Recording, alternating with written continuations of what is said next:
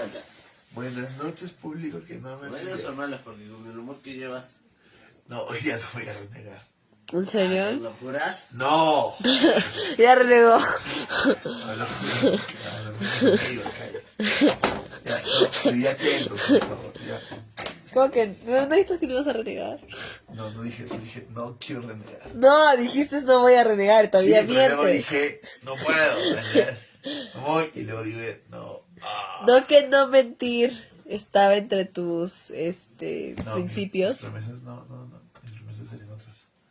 Entonces, no, mentir es tremendamente terrible. Siempre estamos en contracción permanente. Pero te acabas de decir ahorita. No dije eso. Dije que no quiero. Pero habías dicho que no lo ibas a hacer. Sí, de una manera mentira, ¿me entiendes? Ah, ves, mentiste. De una manera mentira. Más te vale no... Ya, vamos. Hoy día he resuelto el grave problema antes de entrar. No, a mi cama no se metan. ¿Por qué? Antes de entrar, Porque me vas a gritar. Ya, antes de entrar a Está enferma, mamá. analizar el mito, quiero analizar un poquito la historia, ¿Qué hay ahí? ¿cierto? Nada. Por favor, para que entendamos De la vida. la historia claramente. Entonces lo que tenemos es el real imaginario y esto va a ser la edad de piedra. ¿Listo? Hemos visto ahora cuando hemos visto la historia del arte. Entonces la edad de piedra es el real imaginario. La edad de piedra siempre se va a dividir en paleolítico y neolítico. Pero a veces hay un mesolítico. A veces lo ponen como la transición entre uno y el otro. Y a veces no. ¿Entiendes? Ese es el real imaginario. Entonces siempre que vayamos a pensar dónde ocurrió el real imaginario, siempre vamos a pensar que ha ocurrido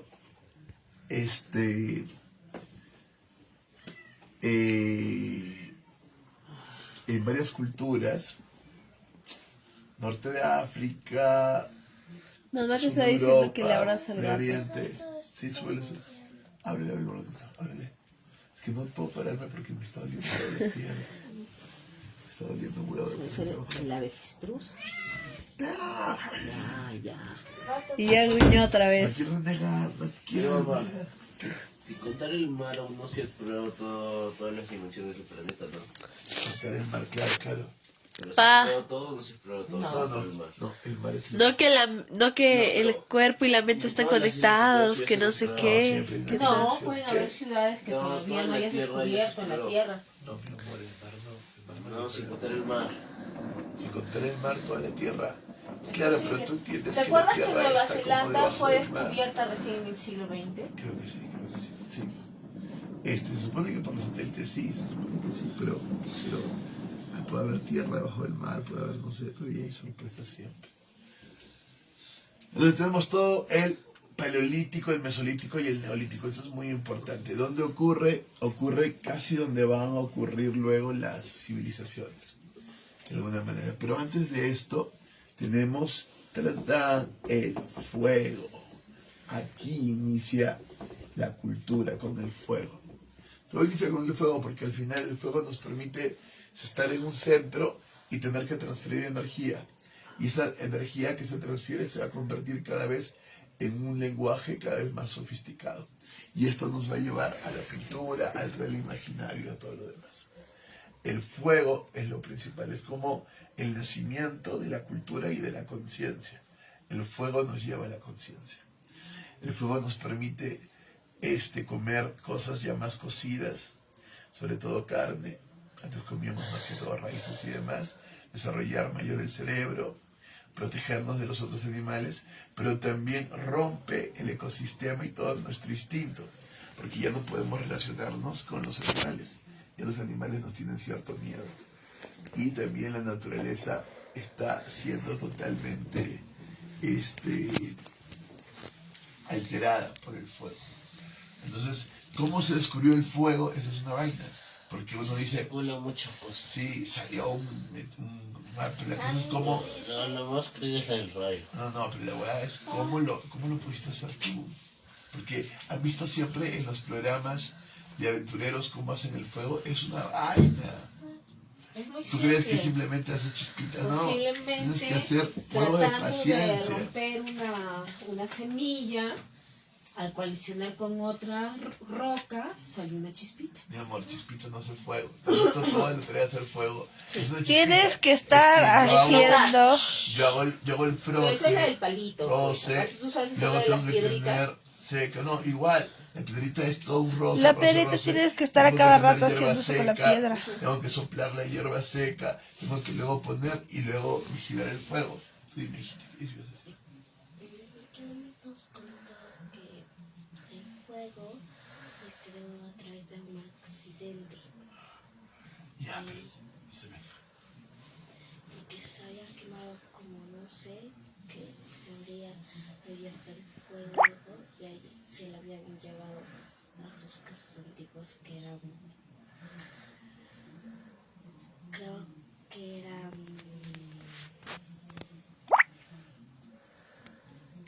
Se cree porque por un gran periodo de tiempo el hombre no era capaz de hacer se lo fuego. llevaban a Entonces sus aprovechó casas el fuego cada antiguas. vez que las tormentas generaban llamas.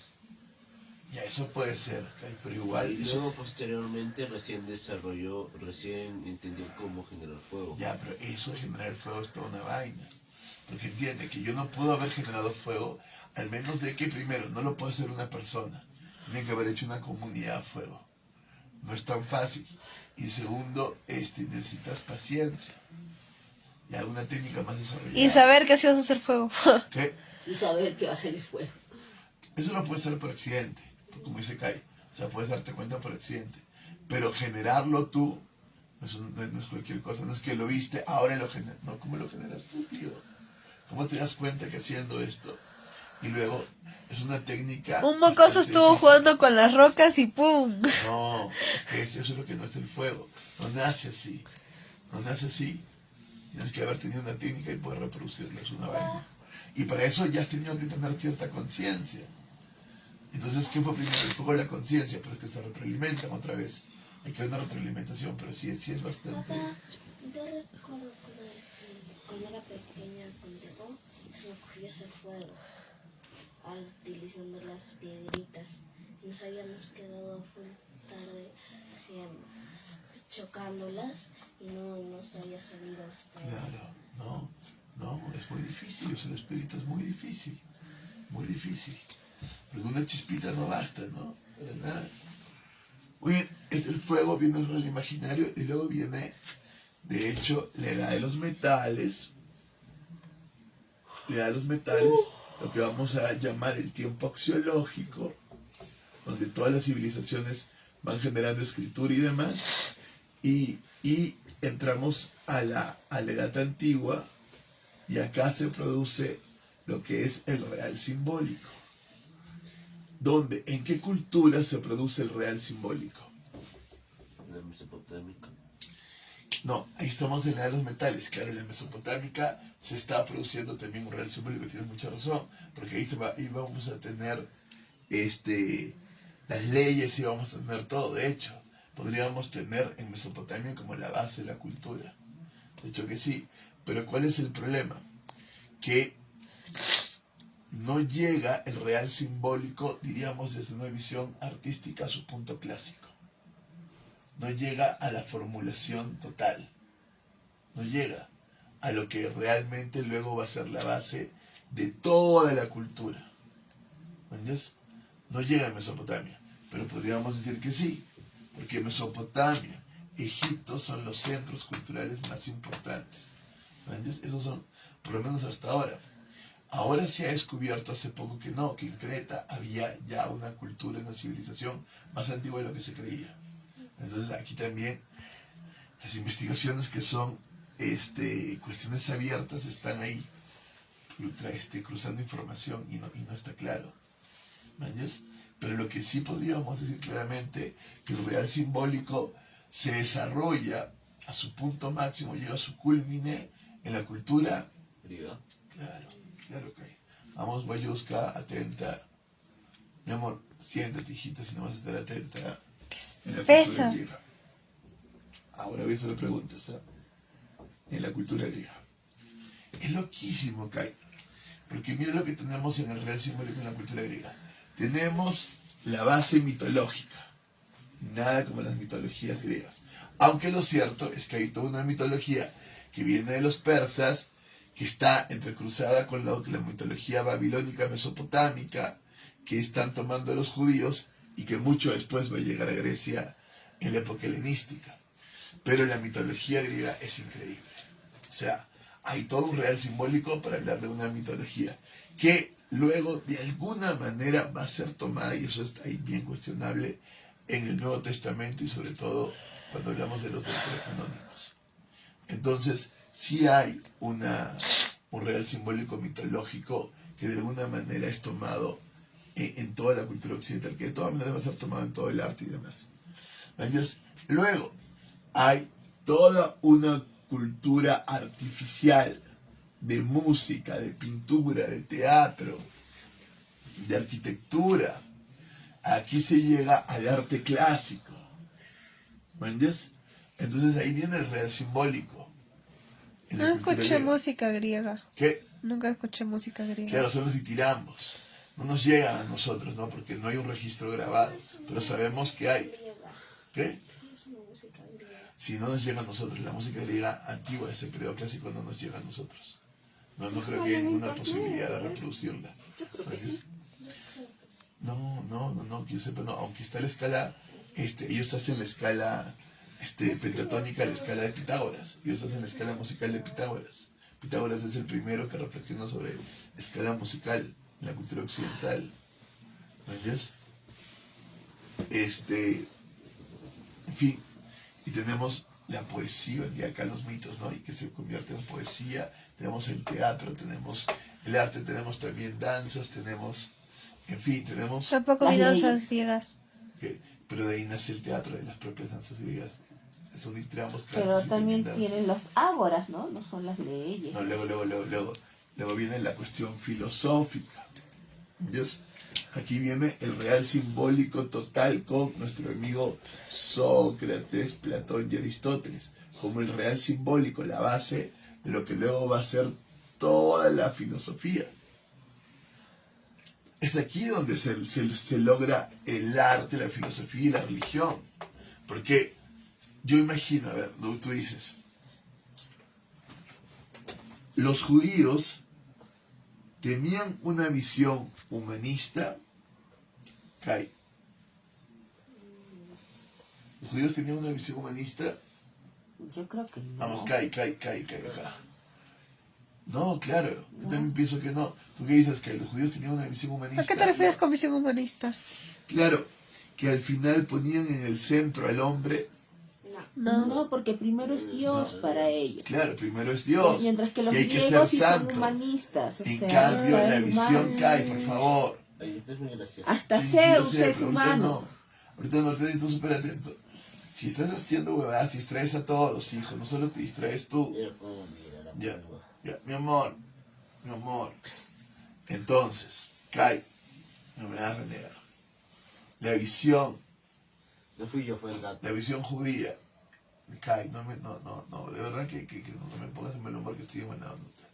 La visión judía. No estás en buena. No, pero estoy. No, será que estés en mala onda. La visión judía es una visión humanista. No, ¿Por qué no? porque es una visión teocrática. Claro, diríamos eso, ¿no? Diríamos eso, sí. Y aunque tenemos en David una visión más o menos humana como el primer rey, que va a hacer... Ya, pero los reyes en su cultura son representaciones de Dios. Claro, David tiene el corazón de Dios, pero representa a Dios. todavía no representa a Dios, porque a él se le da la promesa de un rey que va a estar eternamente, que él es el Mesías, que sí va a representar a Dios. O sea, David tiene una representación de este poder teocrático y él obedece al mandato divino y escucha a los profetas, y debe de escucharlos. Es así como se organiza un gobierno teocrático. Pero David no es Dios mismo. Es más, él se enamora de esto, tiene problemas con sus hijos. No es Dios mismo. ¿No? Pero y Dios es humano, pues. no es, claro. Pero el hecho es que... Sí, pero a lo que yo me refiero es que para los judíos, dentro de su cultura, están sus leyes y su Biblia, su Torá, ¿ya? Y lo que Dios manda. Mientras que dentro de los griegos no, todo se muestra humano. Ah, claro, lo entiendo, mi amor, porque de Hasta hecho, Zeus se muestra humano. sí, de hecho es otra visión. Es otra ¿Por qué lo visión. estoy diciendo humanista? Entonces la cuestión es clara, ¿no? Pero Si no se hubieran mezclado también, con los griegos, también sus dioses se llegan a mostrar humanos. ¿quién? Sus dios, bueno, su dios a veces también se llega a mostrar humano. El dios judío, ¿El dios judío Alá es? ¿O? el dios judío, no, pero es el mismo dios, ¿no? Sí, pues al final de Pero cuentas se es el ve mismo. La distinto cosa es que El judío no, es Jehová. no, mi amor, es muy distinto porque tú tienes que alcanzar una santidad y tienes que alcanzar esta existencia plena en Dios, ¿me entiendes? Es distinto. No es el Dios humanizado como bien lo dice tu Claro, Zeus, que se Si tú acuesta con comparas, humanos. pero él también lo llega a Sí, humanizar varias veces. Es ¿Qué? celoso, es envidioso. sí, Es- es celoso, envidioso no tiene Sí. envidia en ningún sentido, es celoso, pero es un celo a partir de su culto, ¿no? Eso es lo que tiene. No lo Es ofendas muy con- emocional.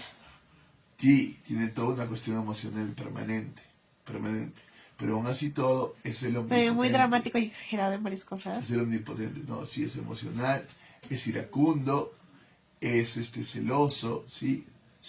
No es que tampoco sea un super extraterrestre, al contrario, es una proyección en máximo del humano, pero sin ningún tipo de contradicción en el que tú puedas decir, ya, hay acá un humano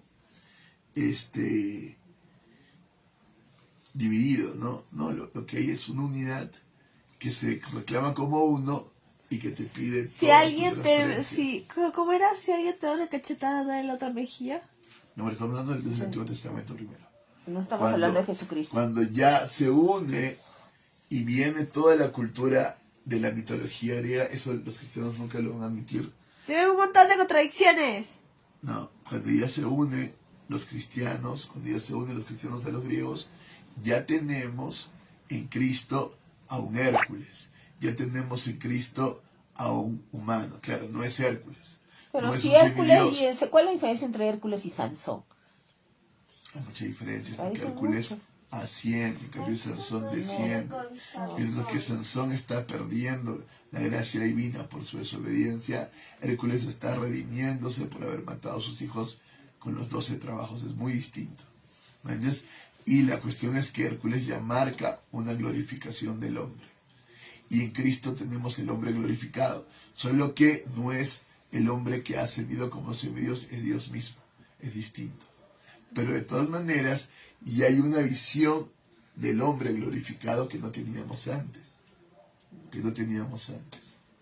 Y que sí lo tienen los griegos. Dime, hijita. ¿A qué se refieren con Sansón? Sansón es una historia bíblica, la hemos leído. ¿Tú te recuerdas?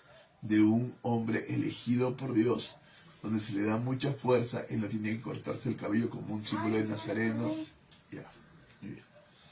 Entonces lo que tenemos es esto.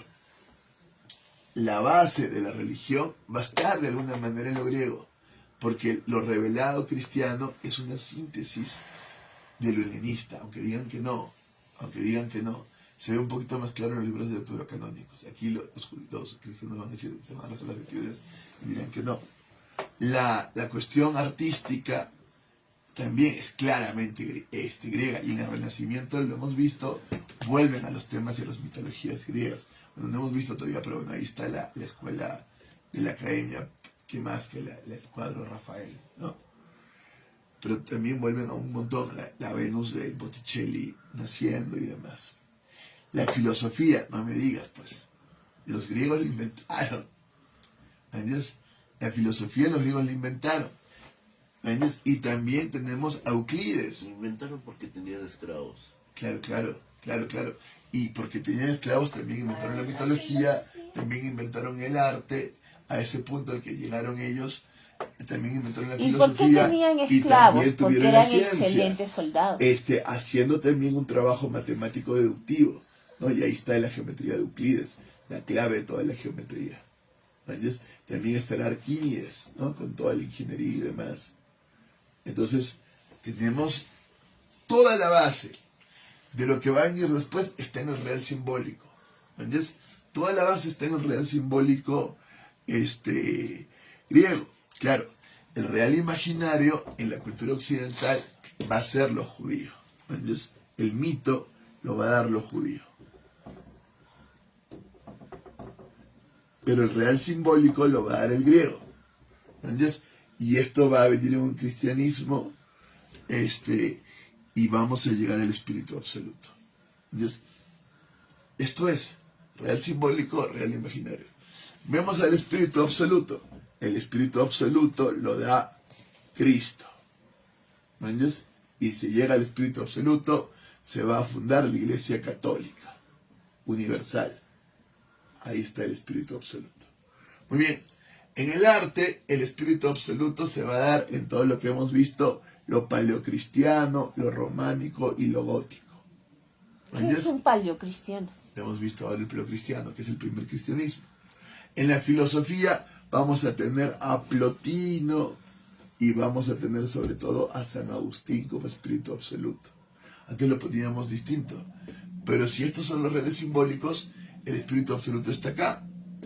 ¿Entiendes? Ese es el espíritu absoluto. Y en la ciencia tenemos una ciencia todavía esotérica, mística, de misterio, que se va a ir desarrollando. ¿Entiendes? Que de alguna manera se pierde, pero todavía está. Y vamos a tener ahí la escuela de Alejandría, ¿no es cierto? Que todavía va a durar hasta que caiga el Imperio Romano. Entonces, tenemos aquí como el espíritu absoluto. Acá se está dando el espíritu absoluto. El espíritu absoluto no debería ser edad media. No, mi amor, el espíritu absoluto es cuando se da el misterio pascual, porque recuerda que el espíritu absoluto es la libertad. Entonces es antiguo. ¿Qué? Edad antigua, claramente. Edad antigua es cuando Cristo llega. Cristo llega en pleno Imperio Romano. ¿Entiendes? Y sigue esto y se va a dar más todavía hasta el gótico en el arte. Y sigue esto con la filosofía y la patrística cristiana que se va a dar con San Agustín en la filosofía. Y sigue todavía la ciencia que ya luego desaparece la escuela de Alejandría, ¿no? Y ahí termina todo el espíritu absoluto. ¿Entiendes? Entonces, solo para entender. Luego viene lo que es el espíritu, pero está partiendo de este real imaginario judío y de este real simbólico griego. Y esta es la cultura occidental. Eso es lo que pasa acá. ¿Entiendes? De ahí está partiendo.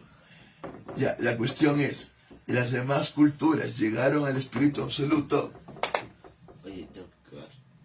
No me hagas eso, que te lo he dicho miles de veces. Te lo he dicho miles de veces cuando estamos en clases. No. ¿Ya? Has tenido un montón de horas ahí. No, recién me han dado. No, Kai. Vamos. Tengo que cagar. ¿Qué? Te pones de mal humor, hijo. Vamos, apúrate. Ya, lo siento. No, pues, siempre eso me revienta. Ya, todos los demás atentos. La pregunta es, ¿y las demás culturas llegaron al espíritu absoluto? Sí. No, Sí. ¿por qué? Porque el espíritu absoluto ¿Y marca... los budistas? Claro, ellos llegan de alguna manera a un absoluto, pero si tú te das cuenta, ¿Y ellos no los están... hindús? Sí, muy bien. Pero ellos no están pasando del ser al no ser para ser. Ellos están entrando al no ser y viendo la nada. ¿Entiendes? Y ven la nada.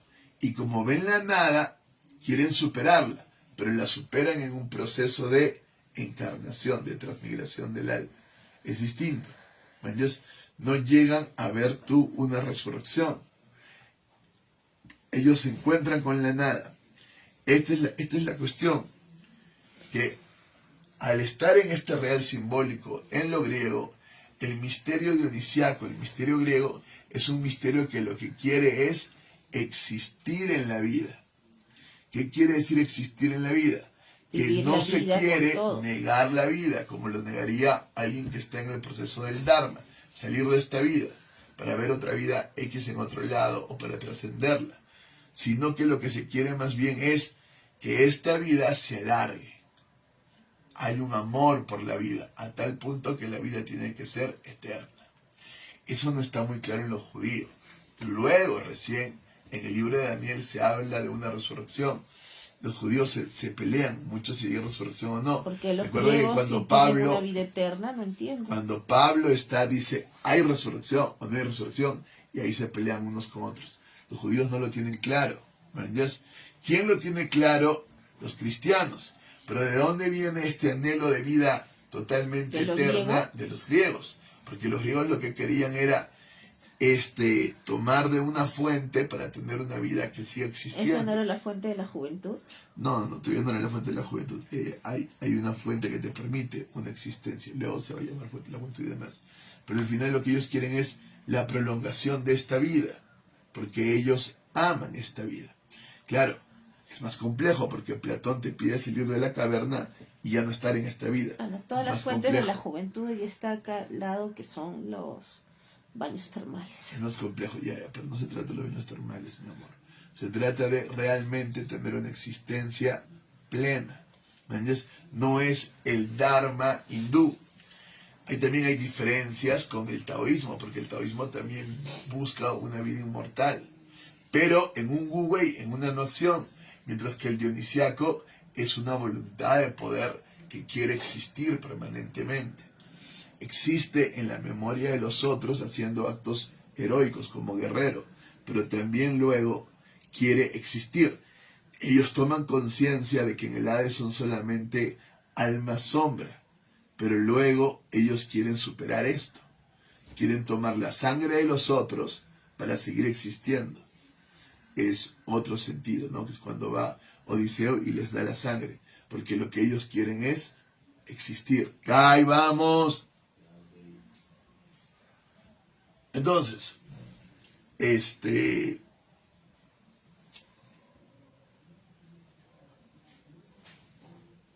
y las demás culturas no están realmente en un espíritu absoluto, como un paso del ser al no ser para ser, como nosotros lo entendemos.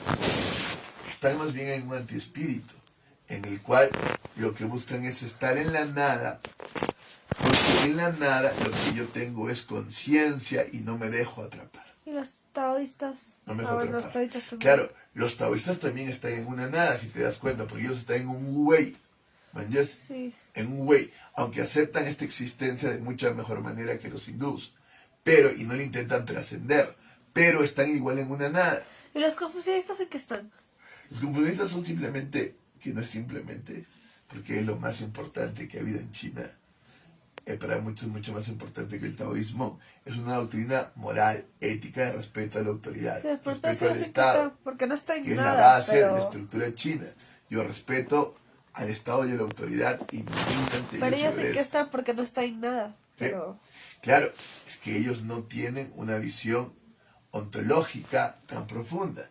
Pero si yo estoy respetando la autoridad, de alguna manera estoy viendo el ser. Pero al mismo tiempo el chino está en un no ser, entendiendo que no hay que seguir dando y creando ser, sino que más bien hay que estar tranquilos, porque cada creación de ser trae más problemas. No es una visión progresista como la que se va a dar desde el cristianismo. Yo voy hacia el futuro porque lo que quiero es el reino. Y luego yo voy creando porque lo que quiero, al igual que los griegos, es tener una existencia realizada, plena. Es distinto, ¿no? La existencia hindú, la existencia es una existencia mirando hacia lo sagrado y tratando de no caer en lo que llamaríamos voluntad de poder, porque al final ellos entienden, es vacío. Es esta cuestión, ¿no? Si yo estoy mirando que el antiespíritu es vacío, no caigo en el ego vacío. Para el oriental el ego es un vacío, no hay un yo, es un vacío, es una creación que me van nombrando, pero realmente no hay nada, es una voluntad que quiere estar en el mundo y no está bien, porque al final queda atrapada. Hay un deseo, hay un ser, hay un deseo acá, pero eso también no está bien para nada, porque me lleva a una nada. No, esto no está bien. Y esto se trata de que sea un dharma. El deseo se convierte en dharma. Y el dharma es saber que esto no es. Y yo puedo trascenderlo hacia otro mundo, pero tengo que saber que esto no es. Acá tengo un nirvana. En la vida cotidiana la gente no sabe que está en un antiespíritu. No entiende que está en una nada, al contrario. Para la gente esto tiene todo, tiene la comida que le gusta, el esto que le gusta, tiene todo. Y va a entrar más en un antiespíritu absoluto, donde lo que se hace es tener ya un traspaso, ¿no? Entonces lo que se tiene es un 0-1, un objeto, y se quiere el objeto, pero el que entiende la base del antiespíritu entiende que es una nada, eso no lo entiende cualquiera, ¿entiendes? Esa es la gran sabiduría de Oriente.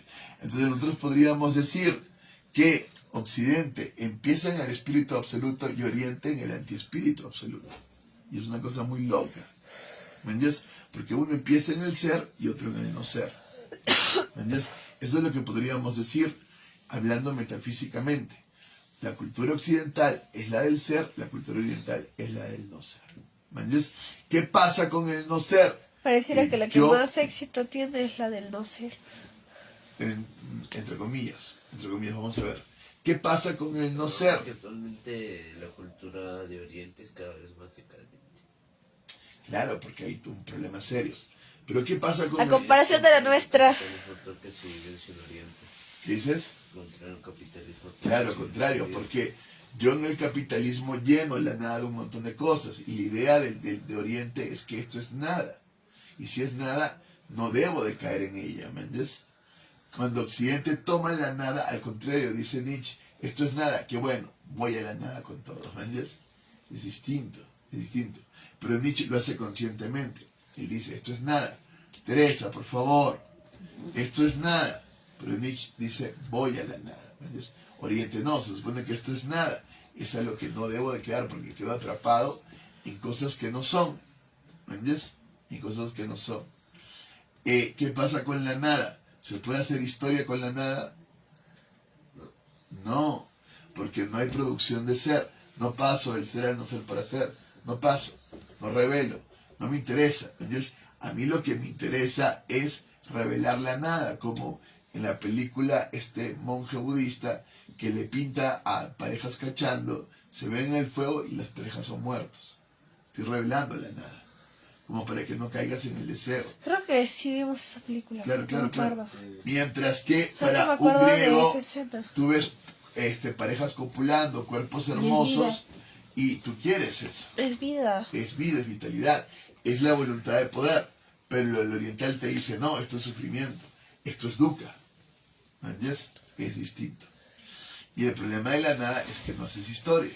Lo bueno de la nada es que no caes en sufrimientos, no armas imperialismos. Todo el mundo se pregunta, ¿por qué China, si tenía mejores naves, tremendas flotas, no se fue a conquistar el mundo? Porque no le importa, no le interesa conquistar el mundo. ¿Para qué voy a conquistar el mundo? Tenían pólvora Si y me usaban va- para juegos artificiales. Claro, si me va a usar más.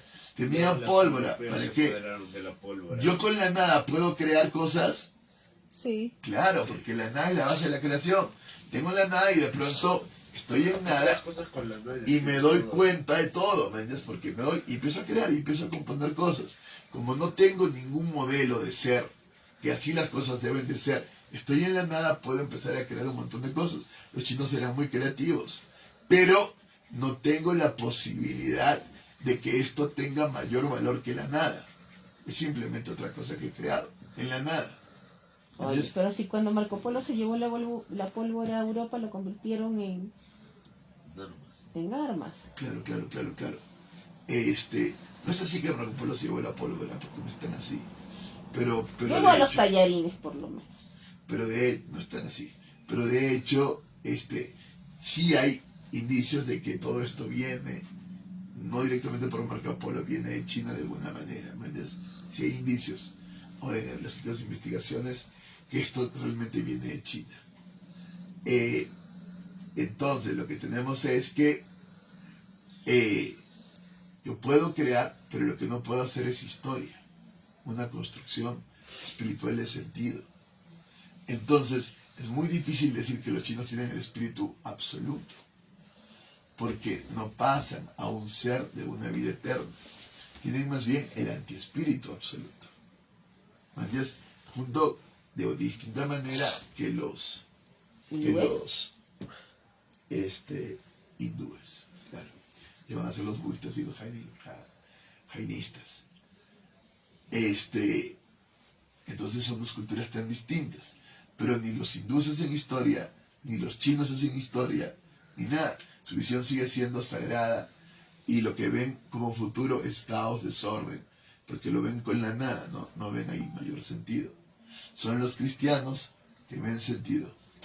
Y entonces esos cristianos hacen luego el espíritu revelado. Y si hacen el espíritu revelado, que tenemos en el espíritu revelado, toda la cuestión de lo que va a lograr, hemos visto en el Renacimiento, la perspectiva. ¿Quién ha logrado una representación de perspectiva? Si yo les digo, ¿cuál es la imagen del espíritu revelado? ¿Cuál es la imagen así icónica del espíritu revelado? ¿Qué?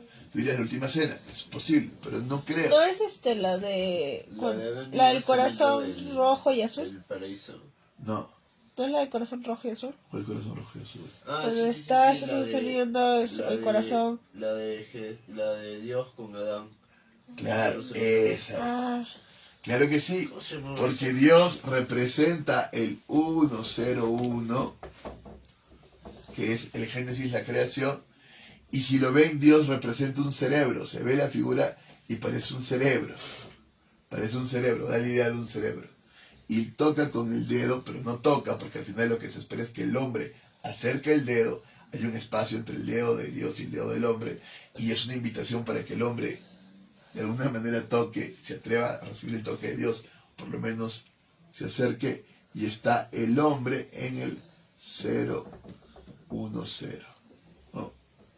Y aquí se produce el contacto, que viene a ser lo que es el amor, ¿no? Viene a ser este contacto del amor. Es la integración de toda mi metaestructura de la voluntad de poder con toda mi metaestructura de logos. Esta es la figura del espíritu revelado. Y nadie mejor la ha expresado, y nadie mejor la expresará. Y esa es la sintransferencia que se logra entre Dios y el hombre, y la sincronicidad, porque cuando lo ves y realmente lo contemplas, claro, ahora tú no entiendes, ¿no? Pero tú dices, ah, chucha, este es el espíritu revelado. Aquí está el logos, ser, espíritu, logos, y ahí está la voluntad de poder, deseo, objetos, ¿no? Y ahí se están tocando. Es el cuerpo humano y el espíritu divino. en Death Note Están los dedos. habían usado la misma imagen. La han usado para un huevo, así como la última que han usado. Dios. O sea, es como... Mi amor, Teresa, ya pues. Ya se murió. Está dando toda la luz en el ojo y tengo que cerrarlo porque me está haciendo daño. Soy sensible. Ya. Si Dios está relacionado con... ¿quién estaría relacionado con María? Mi amor. Dios es el creador y ha creado a Adán y a Eva. Se ¿Entiendes? supone que de ahí venimos Luego, todos. ellos han caído en pecado y Lo han cual no pasado es cierto. muchas generaciones, lo cual es totalmente cierto. Y Dios ha elegido No, a porque es Abraham. imposible que de dos personas se cree todos. Mi amor, es una cuestión simbólica, Algo para que tú Por entiendas. eso. Es más, podríamos hasta decir que Caín y Abel puede ser hasta un simbolismo de lo que es el Homo sapiens y el Homo neanderthal. Podría ser, ¿Por qué? No es cierto. porque el Homo sapiens extingue el Homo neanderthal. Extingue a todos los hombres. Claro, pero es una interpretación, es una interpretación. Porque el símbolo tiene la posibilidad de interpretarse abiertamente. No, el símbolo se interpreta abiertamente, ¿entiendes? Pero es un símbolo. Estás haciendo símbolos. Estás en el espíritu absoluto. El logos está en símbolos. ¿Te das cuenta? Tú no puedes decir, no, pero eso es así. No, tú ya sabes la episteme de lo que es el espíritu absoluto y sabes que se trabaja en símbolos, que invocan, no que están retratando los fenómenos literalmente, en ningún sentido. ¿Entiendes? Y no porque ellos digan, vamos a hacer un símbolo, sino porque era la única manera como ellos se expresaban en ese momento. Para ellos eso no era un símbolo, eso no era una metáfora, eso era la realidad tal y como la veían. Pero ellos miraban la realidad de manera simbólica, no como nosotros la podemos minar cuando ya el Logos ha dado artificios, conceptos, fórmulas. Bueno, Ellos no se tenían supone que todo el eso. lenguaje todavía no está desarrollado del todo. El lenguaje está desarrollado, pero de manera simbólica, su centro es simbólico, el Logos trabaja simbólicamente. Entonces, luego Dios escoge a Abraham y de ese pueblo van generaciones de generaciones y llegamos a María. Y Dios le escoge a María para abrir el campo ontológico y de que ella nazca Cristo el Salvador. ¿Entiendes? Entonces, eso es lo que tiene que ver. Nosotros podríamos decir, Cristo es el nuevo Adán, y podríamos decir, María es la nueva Eva. Eso es lo que podemos decir nosotros. Entonces, lo que tenemos es...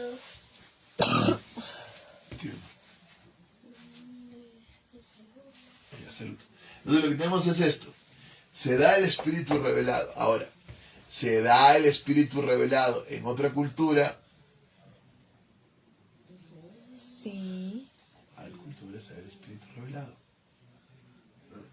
Ahí viene la cuestión. Además de la judía. No se ha dado en la judía, caramba. Perdón, ya. Ya estamos hablando de antiguo, ¿no? ¿Qué? ¿En qué periodo? ¿Dónde se dio el renacimiento? ¿En qué fecha? Lo hemos visto hoy día. El nacimiento italiano. ¿Sí, dónde? ¿Qué fecha? No se bueno para las fechas. Carajo. Del 1300. Carajo, el 480, por eso se llama 480. 1400, ¿qué pasa? 480 Ya estamos ya. entrando en la edad moderna. 1480, estamos cerrando la edad media. Sabemos que la edad moderna está empezando para muchos desde el descubrimiento de América, 1492. Estamos en el 480. Por favor, no me hagan renegar. Ya. Ya, pues, ¿dónde estamos? ¿Qué me hablas tú de los judíos si estoy en Italia, caramba? Ya estás ahí.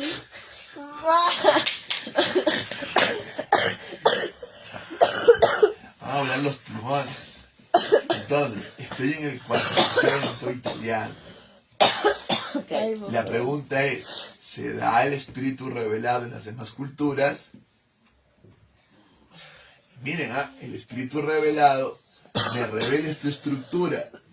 Dios, hombre, me revela esta estructura.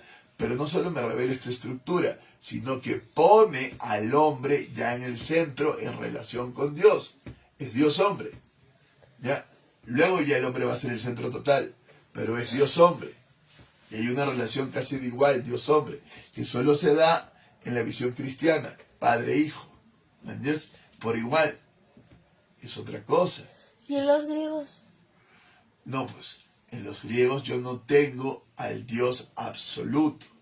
Hay El muchos Dios dios. sigue No, siendo pero si hombre. tienes dioses que son hombres. Claro que sí, lo griego es eso. Lo real simbólico de lo griego es la mitología del hombre, claramente. Entonces, eso es lo que tengo en lo griego.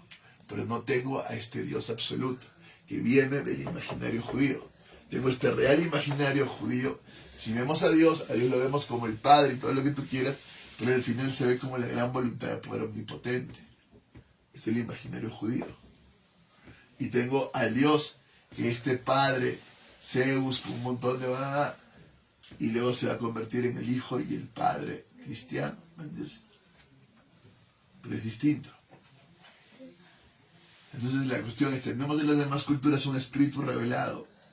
El espíritu revelado requiere que yo tenga ya la visión humana, y la visión humana desde el Renacimiento es una visión en perspectiva, profundidad, de 3 dimensiones, con un cuerpo con volumen. El cuerpo ya no es hierático como antes, ya no es como lo pintaban en las cuevas de prehistóricas, como palitos, como cosas, no. ¿Y Ya con no es Nietzsche? como la cultura hierática egipcia, como planos. Y No con es como Nietzsche la en el pintura superhombre. griega. ¿Qué? Y con Nietzsche en el superhombre. ¿Qué carajo? Estoy hablando... Todavía no del está- espíritu No, me revelado. refiero a lo, de, 100%. a lo que habías dicho antes. ¿Qué? De un dios humano. Carajo, estoy hablando del espíritu revelado, no te puedes adelantar.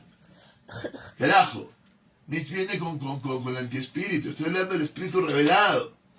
Chévere que puedas, pero hay momentos en que tienes que concentrarte y seguir la línea que estamos siguiendo. ¿Ya? Estamos en el 480 italiano. Sí. Ya, Ya pues, Nietzsche está en el sabe. siglo XIX. ¿De qué carajo me estás hablando? Ya, estoy en el siglo XV, 480 italiano. 480 porque es 1480. 1400, carajo, que no te haces el imbécil. Ya, 400 italiano, es todo el siglo. ¿Listo? Entonces, hay en otra cultura que será el espíritu revelado. Al parecer no. Ya, esta es la cuestión, porque mira, si yo pongo al ser humano, lo pongo en 3 dimensiones, lo pongo con una perspectiva, lo pongo en el centro casi a igual relación con Dios. No es cualquier cosa eso.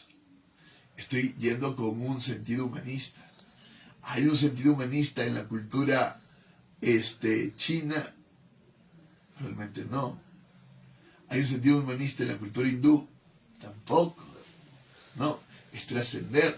El propio Buda se ilumina y va hacia otros lados. ¿No? Hay una cultura humanista, no. Pero podríamos hablar también de un antiespíritu revelado en estas culturas. Y habría que investigar bien su arte. Porque sí podríamos hablar de un antiespíritu revelado. ¿Entiendes? Podríamos hablar de eso. ¿Por qué? Porque a diferencia de la cultura cristiana, donde todavía hay una relación con Dios y Dios es el Salvador, en las culturas orientales no se necesita de un Dios para salvarse, ¿no?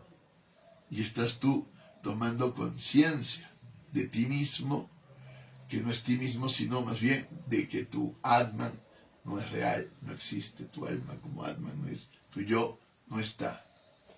¿Me entiendes? Pero tendríamos que ver su arte, y ahí veríamos que es un arte más ligado a la doctrina budista, con un montón de imágenes simbólicas, ¿no?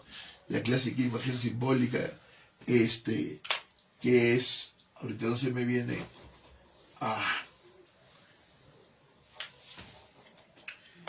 Qué mal, la próxima prepara mejor tu clase.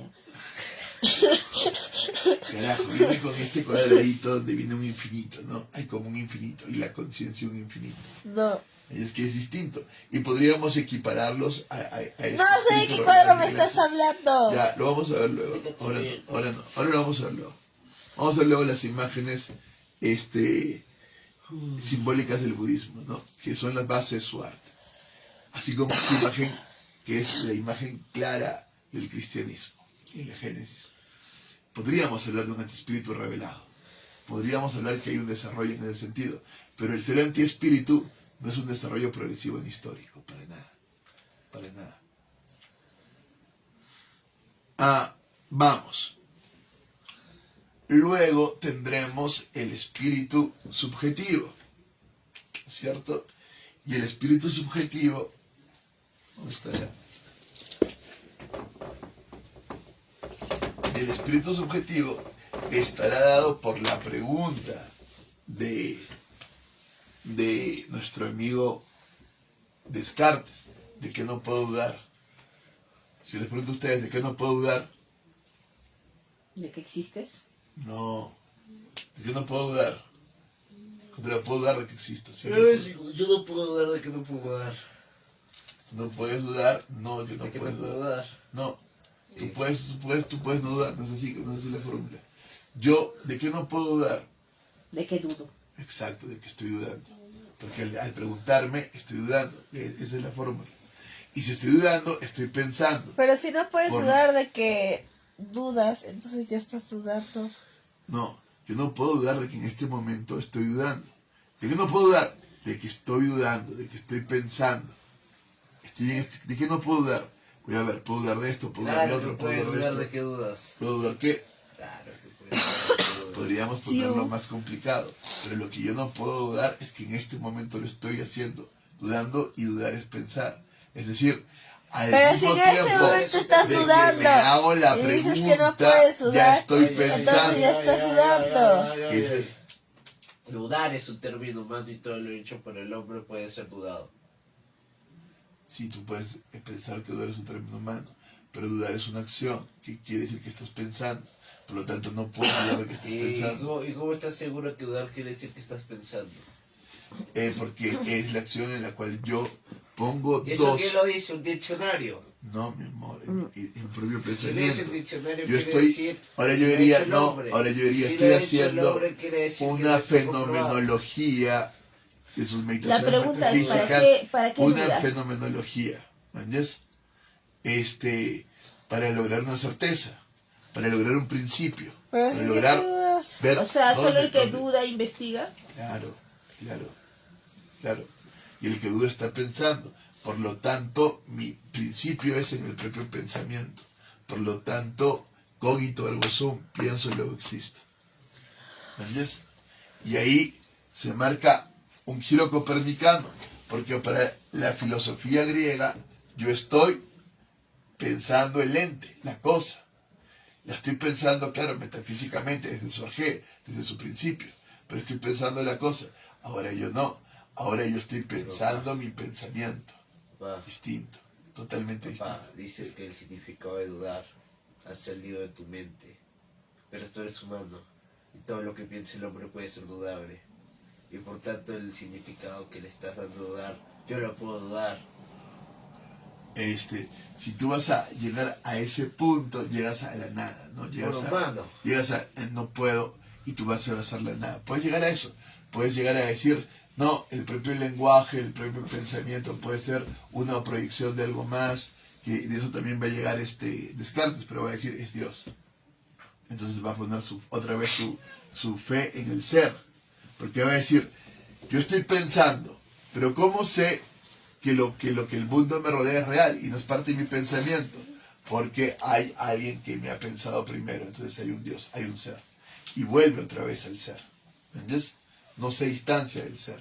Pero ahora el fundamento para ir al ser es el propio pensamiento humano. Oye, papá, Y esa es su base. papá, si dicen que Dios nos ha creado, Dios nos habrá pensado. Ya, Dios es pensamiento que se piensa a sí mismo eternamente. Pero como tal, Es siguiendo narcisista. Aristóteles, acto puro. Nunca ha dejado de pensarse. Siempre está plenamente consciente de sí mismo. Nunca. Y consciente de sí mismo es consciente de todo. Es omnisciente. ¿Entiendes? Y como la pregunta de ¿qué estaba haciendo Dios antes de crear el infierno? O antes de crear el mundo, una cosa así. Y el infierno está haciéndolo para gente como tú, que no sé qué. Ajá, una cosa así. Pregunta, sí. Ya, al final la cuestión es que Dios siempre es espíritu y en ese sentido es pensamiento que se piensa permanentemente. Y pensándose, piensa a todos. Veamos. Entonces tenemos el espíritu subjetivo. Nace con Descartes. Luego de Descartes viene el espíritu revelado del propio espíritu subjetivo, la propia filosofía con los empiristas. Y luego venimos ya al propio espíritu subjetivo con Kant y Hegel. Ellos son el espíritu subjetivo. Cuando entramos al centro de la filosofía, entramos acá, que es donde la filosofía llega a su máximo culmine, con Kant y Hegel. Es el espíritu subjetivo. Oye, Ya, cae, Ya. te lo he dicho, y te lo he dicho, jodes y jodes. Ya no me causa ninguna gracia. Kai, no me estoy riendo, hijo, date cuenta. ya. Ya, pues date cuenta, mírame, no me estoy riendo. No es ninguna gracia. Te necesito acá y no estás acá. ¿Dónde está el espíritu absoluto de la filosofía dentro del espíritu subjetivo? Sí, pero dentro del pregunta es espíritu esa? subjetivo. Descartes. Muy bien. ¿Dónde está el espíritu absoluto de la filosofía? De la filosofía. Sí. Sócrates. No, carajo. Ese es el real simbólico. Sí, de la filosofía en general. Sí. ¿Dónde está el espíritu absoluto? Lo que he explicado ahora. ¿Dónde está el espíritu absoluto de la filosofía? No, Kai, no me estoy riendo. Kai. No me es gracia. Si yo me mato es para que tú captes, sobre todo tú, que puedes captar más rápido. En San Agustín, ¿dónde está el espíritu revelado de la filosofía? En el problema de los universales, en Santo Tomás y toda la escolástica. San Agustín, toda la patrística, el espíritu absoluto, Santo Tomás y toda la escolástica. Antes yo no lo pensaba así, yo siempre me estoy reformulando. Pero si entendemos que aquí está el real simbólico y entendemos que el espíritu absoluto viene con Cristo, el espíritu absoluto del arte, de la filosofía, viene después de Cristo. Entonces ahí viene la duda. Hoy día nos estás dando una formulación y mañana nos vas a dar otra. Claro. ¿Qué Siempre es va a ser una eso? Sí, estructura pues abierta. es que pereza. Cuidado cuando respondemos mal, nos vas a editar. No vamos a entrar. No, mañana, le está diciendo como hipotéticamente. Este es el espíritu subjetivo de la filosofía. Luego vendrá toda la cuestión del espíritu objetivo con Marx, el antiespíritu con Nietzsche en la filosofía, que ya hemos visto, ¿no? Que eso sigue como igual. Pero al final se llega al culmine con la filosofía de Hegel, que es parte de la filosofía de Kant. Hegel está simplemente desarrollando la filosofía de Kant, pero de manera dialéctica, cosa que a Kant no creo que le guste mucho, pero es lo mejor que ha podido hacer. Entonces, ese es el centro de la filosofía. Tenemos que leer a Kant, tenemos que leer a Hegel, letra por letra, pasito por pasito. Llegaremos a ser sobre todo como amiga. Vamos. La cara, mira. Y luego tenemos el espíritu objetivo. Pero ahí donde la ves está absorbiendo, amigo. Ya. Y luego tenemos el espíritu objetivo con toda la cuestión de la ciencia. Nosotros sabemos que la ciencia tiene XXX cosas, esotérica, pero al final el absoluto de la ciencia realmente se da con los principios matemáticos de Newton. Newton es el gran padre. Hay toda una revolución con Galileo Galilei, hay toda una cuestión, pero realmente la ciencia se fundamenta en las 3 leyes del movimiento y en la ley de la gravedad. Eso es la ciencia. Ahora la ley de la gravedad ha cambiado, el movimiento simplemente se va en lo mecánico, en nuestro espacio-tiempo, pero esa es la base. Esa es la base. Esa es la base de la ciencia. Claro, nosotros tenemos la ciencia, una cosa más grande, ciencia esotérica, ciencia exotérica que se está dando ya en la Edad Media con un montón de reflexiones X y experimentaciones alquimias y demás y demás. Pero en la ciencia mecánica, ¿La alquimia desde cuándo se practica? desde Hermes Trismegisto, que viene desde Egipto, se supone que desde, se supone. Otros creen que no, otros creen que recién en la Edad Media y que asumen el nombre de Hermes Trismegisto para darle un sentido. Y ahí toda una polémica. Ahí tuve un video de la fundación de Juan March donde hay pruebas como para los dos lados y no se ponen de acuerdo. Bueno, no importa, si le pusiste Hermes Trismegisto, es Hermes Trismegisto, punto. No, pues puede ser simplemente un nombre que evoca algo para darle una cierta legitimidad, o puede ser realmente que hubo alquimistas en Egipto y que de ahí viene. ¿Entiendes? Yo sí creo que hubieron alquimistas en Egipto. Ya, pues, es todo discutible, no vamos a entrar en ese tema. Y luego vendrá toda la revelación con nuestro amigo Einstein. Pero acá viene otro problema. Nosotros creemos así, o yo por lo menos lo pienso así, que viene todo un problema para discutir y para reflexionar, ¿no? Ciencia esotérica, que es interna, solamente para los iniciados, simbólica, mística. Ciencia exotérica, que ya viene a ser ¿Ciencia revelada. qué? ¿Dijiste ciencia esotérica? Esotérica primero, ciencia esotérica segundo, luego ciencia mecánica, que viene a ser toda la cuestión ¿Por de qué la Newton. divides en dos a la ciencia esotérica? Porque hay una ciencia esotérica, que es interior, mística, y una ciencia exotérica, que se transmite para afuera, exo. Luego hay una ciencia mecánica, que es la de Newton, y luego está la ciencia orgánica que funda Hegel en su ciencia de la lógica con la dialéctica y que sigue Marx en su análisis del capital y en su propuesta del comunismo, que es una ciencia que parte dialécticamente de un devenir. Esa ciencia orgánica para mí es fundamental, pero no entra en la ciencia fenomenológica, porque es una ciencia que parte de una visión noumenológica, orgánica, ¿no? Tratando de ver una totalidad.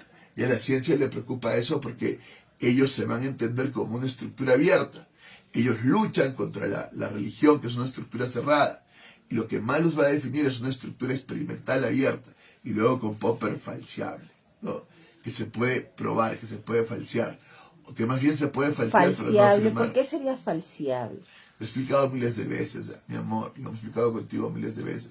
Porque yo no puedo, y ahí vendría todo un cuestionamiento, afirmar algo en una cuestión experimental. Si yo estoy experimentando lo mismo que pensó Platón, en la experiencia, en lo empírico, yo no puedo tener algo establecido. Porque lo único que ¿por qué prima la es palabra el cambio. falseable? Simplemente dices que no es algo absoluto y punto. No, quiere decir falseable es que yo puedo probarlo como falso. Oh. Es lo que yo puedo hacer. Yo no puedo decir que todos los cisnes son blancos, porque siempre puede aparecer un cisne negro. Pero sí puedo decir que no todos los cisnes son blancos, porque apareció uno negro, entonces ya puedo falsear la hipótesis de que todos los cisnes son blancos. Porque ya puedo falsear. ¿Entiendes? Ya puedo decir que esto es falso. La experiencia sí me puede mostrar la falsedad de teorías. Lo que no me puede demostrar la experiencia ¿La veracidad? es que es veraz. Claro. Ok. Pero si yo ya creo que la experiencia me puede dar una falsación, estoy creyendo en una positividad de la propia experiencia. Entonces está Y mal no en la dicho cuando contradicción alguien dialéctica. te quiere cerrar la boca y te dice, está científicamente comprobado. Claro, no se puede. Ya. Claro, eso es Esa es la totalmente doxa, opinión peor. falsa, ¿no? Porque la ciencia no tiene nada científicamente comprobado. Porque la ciencia, por tener una base experimental, no puede comprobar nada, por lo menos nada Está absolutamente. matemáticamente No, comprobado, no, así que al chile me No, la pelan. no. Y menos luego con el paradigma estadístico, donde lo que hay son probabilidades. Ahora, probabilidades calculadas que siempre casi dan con un porcentaje de predictibilidad bastante grande. La ciencia de verdad tiene poder de predictibilidad. Por algo nosotros encaramos el futuro, porque hay poder de predictibilidad. Después de la ciencia orgánica viene la ciencia con toda la física cuántica y demás, y todas las ciencias sociales luego estadística, con probabilidades, viendo probabilidades, pero teniendo predecibilidad de las probabilidades. Y luego viene toda la ciencia compleja, ¿no? Y luego se supone que viene un paradigma de ciencia hermenéutica, que es el que estamos nosotros, de interpretación, pero nosotros retomamos desde la hermenéutica la ciencia orgánica. Entonces aquí hay todo un complejo más. Cada cosa se vuelve más compleja y del todo menos clara, ¿me entiendes? Del todo menos clara, porque el concepto de ciencia es algo mucho más grande. Pero para los científicos la ciencia empieza con Newton, sí, con todo el trabajo precursor de Copérnico, Kepler, Galileo Galilei, toda la revolución científica.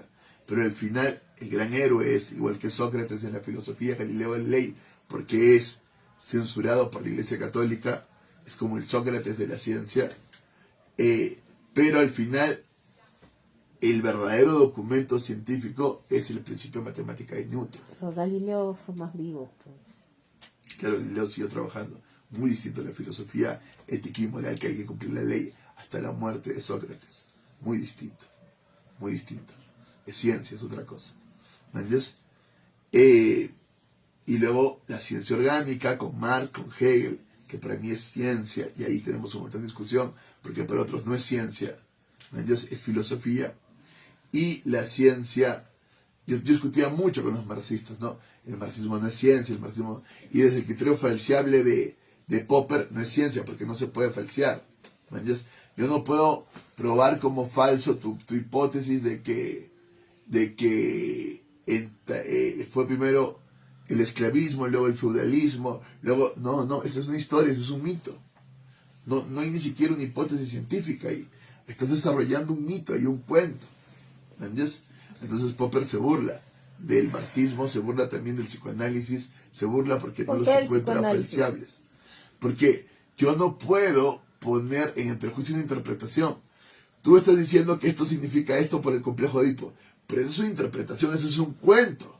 Ahí no hay ningún hecho que yo pueda falsear, porque estás haciendo una interpretación. Entonces dice, eso no es ciencia. Claro, porque es lo que quiere es O tirar. sea, solamente la ciencia es lo que está abierto a poder ser investigado y siempre decir que puede ser verdad o no. Podríamos ponerlo así desde un lenguaje formal, pero ya sabes que no puedes decir desde la falsibilidad que es verdad. Lo único que puedes decir desde el experimento es que no. Que no es Entonces, por eso Es dice falso. que el psicoanálisis no es ciencia, porque porque no es una puede... interpretación, ¿Y qué tienen de malo las interpretaciones? que no son hechos falseables, que no puedo comprobar. Es una interpretación. Tú interpretas así, el otro interpretas a, son estructuras. Pero los seres humanos también Entonces, interpretamos. No todos los cisnes son negros y luego se extinguen porque hay cisnes blancos, pero luego se extinguen todos los cisnes blancos, entonces ya puedes decir que todos los cisnes son negros. Claro, y así dice Popper que aún la falsación es abierta. Yo puedo falsear ahora, y puedo falsear, pero luego eso que he falseado cambia con otra ciencia heroica de paradigma y viene otro tipo de propuesta, porque es una estructura abierta. Aún mi falsación no queda como algo cerrado. El baño con la luz encendida. No, Creo. No, para nada. Ay, ya La se cuestión de pareció. Popper es muy clara. Él, su obra que critica a Platón, ahí se da duro contra Platón, dice, porque dice que la ciencia es una obra abierta. Humberto Eco también tiene esto de obra abierta. Pero Popper lo defiende claramente. Tiene que ser una estructura abierta. Ni siquiera la falsación puede ser cerrada y absoluta. En la ciencia no hay absolutos. No puede haberlos. En el sentido que no sea cerrado, no, está abierto. Y en ese sentido queda relativa. Relativa a contextos, a paradigmas, relativa a procesos históricos. Popper diría que no a procesos históricos, pero Kuhn sí. Y en fin, esa es la cuestión en la ciencia. Pero si entendemos la ciencia mucho más grande, desde una visión numenológica, entendemos que la ciencia siempre va a tener un mito, siempre va a tener una interpretación, siempre. Si tú sacas eso, lo que queda es la nada, el vacío. Perdón. No te pases. Perdón. Entonces, ahí viene el problema. Si lo que queda es la nada, el vacío, ¿dónde está? Siempre hay una interpretación. Aún en la teoría del Big Bang hay una interpretación. En la teoría de Newton también hay una interpretación. ¿Cómo es esto de que la fuerza de la gravedad funciona? Y al final, Newton, ¿qué podía decir? No, es simplemente invisible. ¿Pero qué? ¿Cómo? Y hasta ahora se matan, tratando de ver que hay un gravitón, hay una partícula de la gravedad, o no. Y la teoría de la relatividad dice no, simplemente es la masa que curva el espacio-tiempo. Entonces, sí hay toda una polémica. Entonces, es toda una cuestión. Siempre va a haber una interpretación y un sentido, aún en la ciencia, por más objetiva que ella se quiera poner y sacar todo objetivo, sí, toda interpretación, todo sentido, todo mito, siempre lo va a haber. Ella está basada desde el propio mito del progreso, de que cada investigación debe llevar a dar un paso adelante. Entonces hay todo un sentido ahí. Y si se quitara todo ese sentido, no podría seguir habiendo ciencia. Es el sentido que le da desde el mito cristiano viendo hacia adelante, porque hacia adelante lo que se abre es el reino divino, un mejor lugar. Entonces, y es así como se piensa progresivamente. Mientras que la visión es un poco mucho más pesimista de Oriente, donde hacia adelante lo que hay es caos. Y lo que se trata es más bien de superar todo este caos, todo este devenir, ¿no? Y encontrar tu Dharma y liberarte de este karma. Y luego tenemos el antiespíritu con la posmodernidad, que sabemos que involucra todo a la religión, al arte, con todo el dadaísmo. La religión también se vuelve una religión de la nada, una religión nihilista, pierde todo valor. Dios muere de alguna manera en el hombre. Entonces nos quedamos en una religión profana totalmente, ¿no? Ya ha habido toda una profanidad porque hay un paganismo que se opone a la cuestión cristiana.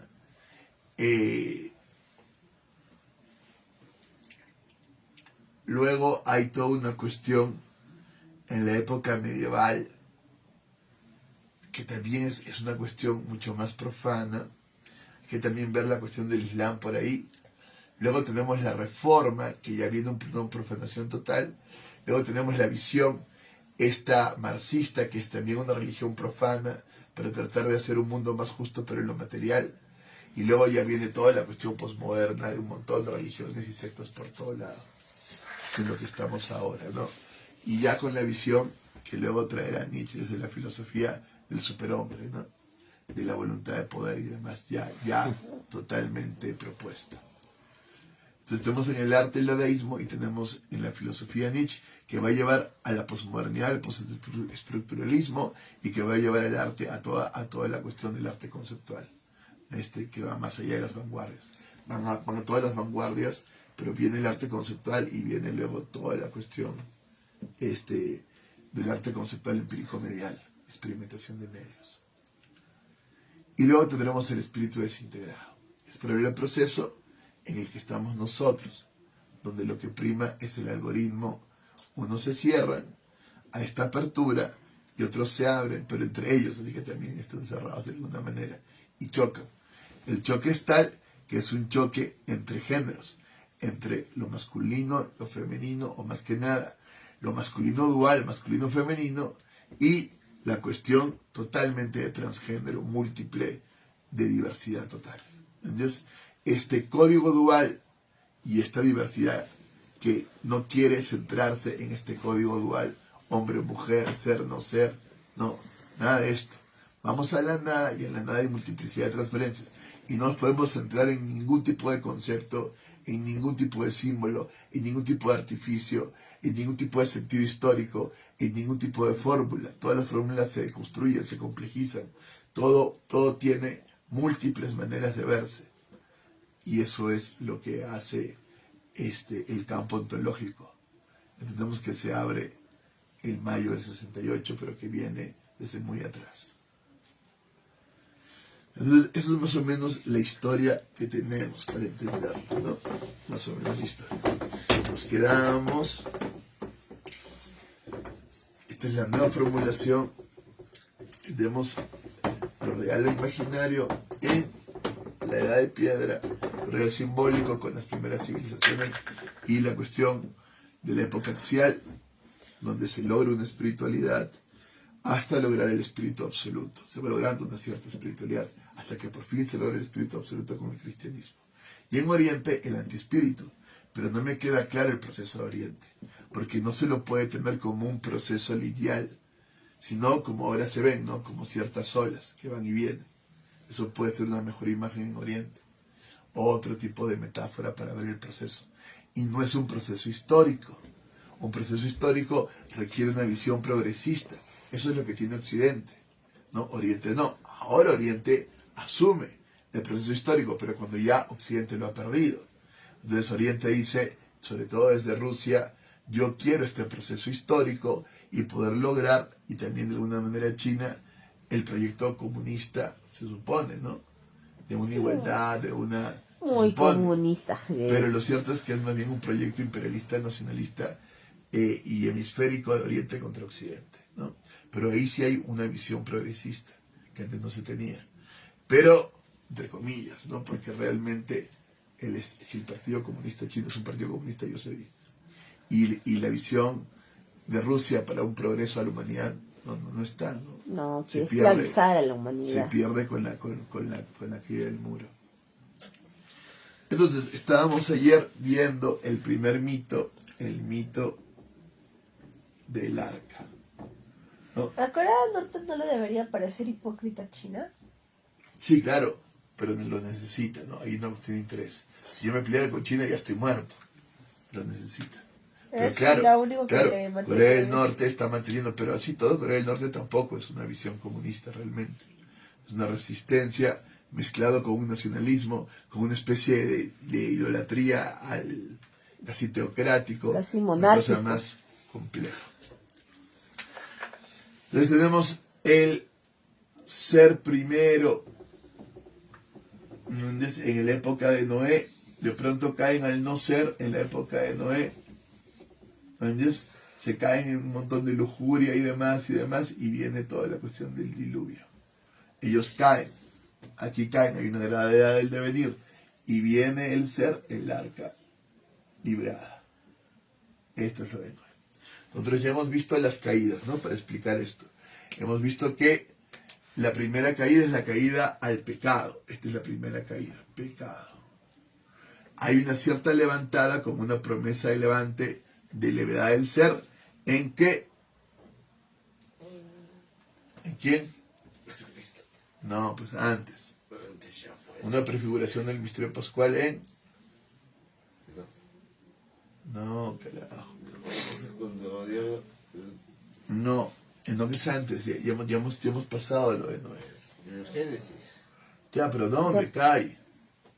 ¿En quién?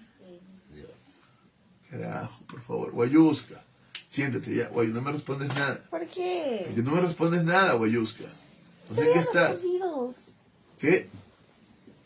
¿Qué me has respondido? No me acuerdo. Pero está No, bien. nada. Siéntate. No te eches más, siéntate. Entonces, atento tú, igual tú, atento, siéntate acá. Ya. Lo que tenemos es una prefiguración en Abraham y Isaac. ¿Por qué? Porque Isaac se da como sacrificio al igual que Cristo. Entonces, hay una prefiguración. Eso es Abraham y Isaac. Y luego ya tendremos la cuestión del propio misterio pascual, ¿no? En Cristo. Luego tenemos la caída de Caín y Abel. Y luego tenemos como una levantada acá, una prefiguración de levantada, una promesa en el no ser. Estás yendo de abajo hacia arriba. Que es así, man, estás tú, ¿Dónde te acuerdas si Caín no es antes que Abraham? mi amor, por favor, esta es la caída en el pecado original. Ya. Ya, por favor, acá viene la prefiguración. Man, Me estás confundiendo. O sea, Carajo. sí, ¿por qué Abraham con Isaac en la caída del pecado original? Porque Abraham con Isaac es una prefiguración de la superación de la caída en el pecado, porque se da el sacrificio de Cristo. Isaac es como un Cristo, Abraham es como Dios mismo, Padre, que está dando a su hijo el sacrificio. Ya, entiendo el simbolismo. Ya, que no Pero entiendo. ¿por qué luego colocas a Caín y Abel abajo? Porque la otra caída, la primera caída es el pecado original. ¿Cuál es la otra caída que hay? Después del pecado original, ¿qué se hace? ¿Cómo caen los hombres luego? Peleas entre Mi hermanos. amor, ¿cómo caen los hombres luego? ¿Cómo caen los hombres? Carajo, ¿cómo caen en la gravedad del devenir? Han comido del árbol de la ciencia del bien y del mal y han caído en la gravedad del devenir. Ya. Listo. Hay toda una figura en Abraham y Isaac como prefiguración para salvarse. Y luego se salvan en Cristo. Ahora, ¿qué otra caída ha habido después del pecado original? No hay Caín y Abel. Claro, pues, pero- porque mató a su hermano. Ya. Ahora, ¿qué prefiguración hay de esa salvación? Lo de Jacob. Muy bien. Jacob y Esaú. ¿Entiendes? Los hermanos se reconcilian. ¿Recuerdas a Jacob y Esaú? Ya. Que se reconcilian. Sí. Muy bien. Y Pues luego acá los tenemos hermanos pecan, la y acá los hermandad en la iglesia. Todos son hermanos y todos comparten todo lo que tienen. Hay una hermandad. Cristo los hace hermanos. Cristo te hace hermano de él mismo. ¿Entiendes? Eso es lo que tienes tú. Luego, ¿qué otra caída hay? ¿Cuál es la siguiente caída que hay? La de Noé. La de Noé. Muy bien, la caída de Noé. Tercera. Esa es la tercera caída. Muy bien. ¿Cuál es la prefiguración de Eso ya no lo has hecho allí. No. ¿No sería el arco iris? No, mi amor. Pero sí es Noé. Noé es el es el símbolo del pacto. Príncipes. Entonces, Entonces- cae Noé, claro. ¿No es cierto? Cae todo su mundo. Noé se salva. Es cierto. Noé se salva. Pero luego Noé es salvado como una humanidad, pero la humanidad sigue en pecado. ¿Cuál es la prefiguración del arca de Noé luego? Que va a ser luego la prefiguración de el arca ya totalmente salvada, la iglesia totalmente elevada al cielo, raptada, ya separada de este mundo. El arca de la alianza. ¿Qué? El arca de la alianza, muy bien, con los 10 mandamientos. Este es el arca de la alianza. ¿Me vas a decir que Moisés? Claramente, Moisés, el arca de la alianza. Esta es la prefiguración. Y lo otro es ya el rapto. Este es el arca para el que nos preparamos. ¿Entiendes? Porque la iglesia es raptada, es sacada de la tribulación. ¿Entiendes? ¿Cuál es el otro diluvio que viene? El diluvio de fuego para el que nos preparamos nosotros. Esto es donde estamos nosotros, ¿no? Y luego hay una cuarta caída que es la caída en... Luego hay la caída de Noé, que es la que caída viene. El Génesis es muy largo. Vamos, ¿cuál es la caída de Noé? ¿Qué caída viene?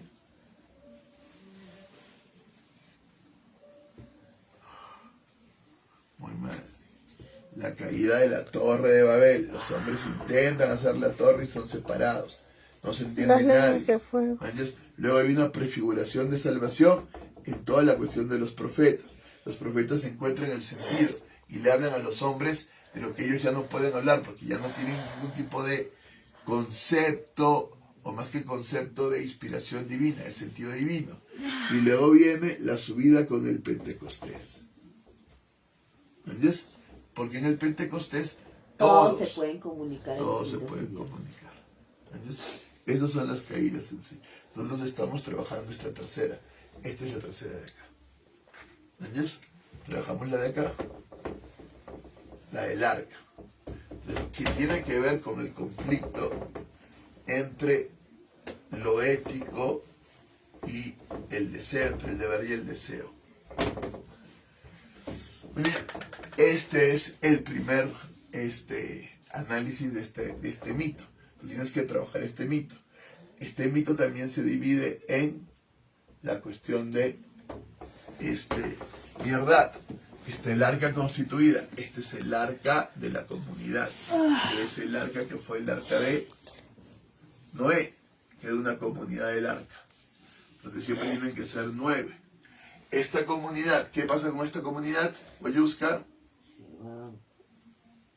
¿Qué pasa con esta comunidad del arca? Había dicho que muere uno. Ya más allá que muere uno, ¿qué pasa? Le ¿Qué pasa entró con un esta chingo de comunidad del arca? abundancia. ¿Qué? Le viene un chingo de abundancia. Claro, viene un chingo de abundancia, hay codicia de parte de Chamadán y quedan aplastados en las aguas de esta materialidad. Y olvidan la espiritualidad. ¿Listo? Eso es lo que pasa en esta arca de mierda. ¿Y qué pasa? Mierda viene y lo salva y otra vez prende el fuego y el arca zarpa. El arca zarpa. Eso es lo que pasa con el arca de mierda. Entonces, luego que viene la tercera, nosotros. Hay un ser, entonces, que pase de acá. Caemos en un no ser. Este no ser es el espíritu desintegrado de nuestro tiempo. Hemos caído en la pandemia, hemos caído en el espíritu desintegrado. Somos una familia. Muy bien. Y esta familia debe de lograr convertir a los dragones, cada uno de ustedes es un dragón, convertir a Chamadán, convertir a la matria, y es la matria, y salvarnos. Y nos salvamos. ¿Entiendes? Logramos el arca de la libertad. ¿Por qué quiere que salvar a su familia? Para eso tiene que haber un proceso de formación, que es en el que estamos. Entonces tú cuentas, mi papá nos formaba, y el arca se salvó. Esas son las 3 historias que tienes que contar. Las 3 están entrelazadas, porque esta arca depende de esta arca. El arca de mierda es nuestro modelo. Y el arca de mierda depende del arca de Noé. Y el arca de Noé está dada en este ciclo de caídas, que va al arca de la alianza de Moisés y que va al arca como la iglesia salvada, la iglesia que es raptada, la iglesia que se salva del diluvio del fuego, diríamos del calentamiento global. ¿Entiendes? Y todo el espíritu desintegrado en él. Entonces nosotros estamos en eso. Vámonos a buscar a tía María. Claro. No, mentira. Muy bien. Pero podemos analizar aún mucho más. ¿Entiendes? Analicemos lo del mito del arca. Si analizamos lo del mito del arca, lo que tenemos es que la estructura del mito siempre nos va a dar un llamado. Hay una estructura de llamado. ¿Cuál es la estructura del mito, Boyuska? Llamada, prueba y retornos. ¿no? Muy bien, exacto. Muy bien, hija. Una siquiera. Entonces tenemos la llamada. Llamado, prueba y retorno. ¿Entiendes? Eso es lo que tenemos. Entonces, si trabajamos el mito, lo trabajamos como un llamado. ¿Cuál es el llamado? Ahí leemos el llamado del arca de la libertad. Léelo, guayo. No, ya no está pendiente.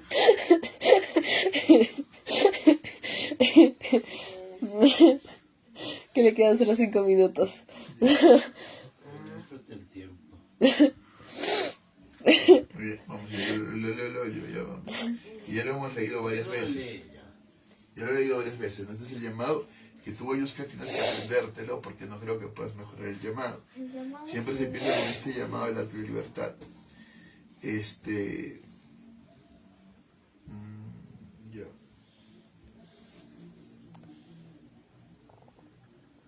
Ya. ¿Qué buscáis en mi verdad? Una lámpara de oro incrustada de piedras preciosas para decorar el altar, pero mi verdad no es un orfebre ni un joyero, sino un faro y un puerto. O buscáis un talismán que os proteja del mal de ojo, talismanes mi verdad los tiene, cuantiosos, pero de otra especie.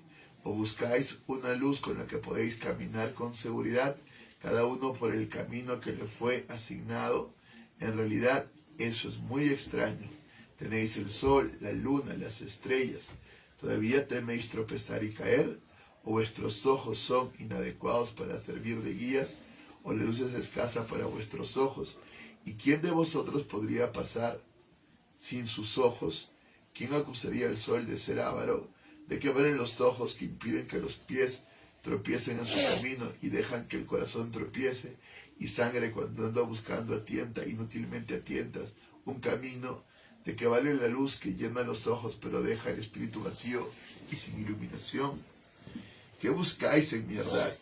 Si es ver corazones y espíritus bañados en la luz, lo que deseáis y por lo que clamáis, entonces realmente vuestro clamor no es en vano, pues yo solo cuido del espíritu y del corazón del hombre. ¿Qué habéis traído como ofrenda en este día, que es un día de gloriosa realización? ¿Trabajisteis machos, cabríos, carneros y bueyes? ¿Qué ínfimo precio pretendéis pagar por vuestra liberación? O mejor, ¿qué escaso es el valor de la liberación que pretendéis comprar? No sería gloria alguna para un hombre vencer a una cabra, y realmente es una gran desgracia para cualquier hombre ofrecer la vida de una cabra como remisión de la suya. ¿Qué es lo que habéis hecho para participar del espíritu de este día, que es un día de fe revelada y amor supremamente justificado? A decir verdad, habéis practicado múltiples ritos y murmurando muchas oraciones, pero la duda os ha acompañado en cada movimiento, y el odio ha dicho amén a cada oración. ¿No estáis aquí para celebrar la conquista del diluvio? ¿Cómo podéis celebrar una victoria que os dejó vencidos?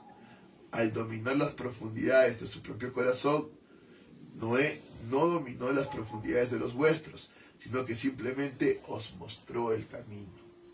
Y en verdad que las profundidades de vuestros corazones están llenas de rabia y amenazan con haceros naufragar. Mientras no superéis vuestro diluvio, no mereceréis este día. Cada uno de vosotros es un diluvio, un arca y un capitán. Y mientras no llegue el día en que podáis desembarcar en una tierra virgen y recién lavada, no tengáis prisa por celebrar la victoria. Quisierais saber cómo se transformó el hombre en diluvio para sí mismo cuando la sagrada voluntad universal disoció en dos a Adán para que éste se conociese a sí mismo y comprendiese su unidad con el único. Entonces él se convirtió en varón y hembra, en un Adán masculino y en un Adán femenino. Fue inundado de deseos que son los hijos de la dualidad, deseos tan numerosos, tan infinitos en aspectos tan inmensos en magnitud, tan licenciosos y tan prolíficos que hasta hoy el hombre es un náufrago bajo sus olas. Apenas una ola le ha levantado a vertiginosas alturas cuando ya otra la arrastra hacia el fondo. Esto sucede porque sus deseos van por parejas, como él mismo también es dual, y aunque dos opuestos se complementan Te quedan realmente segundos. el uno al otro, para el ignorante estos parecen estar en discordia y no querer darse jamás un momento de tregua. La dualidad, el árbol de la ciencia del bien y del mal. El llamado es para vencer la dualidad. Ese es el llamado del arca de la libertad. No hay mejor llamado que este. Y es así como empieza el llamado del arca, tanto de la nuestra como la de mi verdad, y de alguna manera la de Noé, pero ya entendida es de mi verdad. Entonces, así empieza el llamado. ¿Finalizó?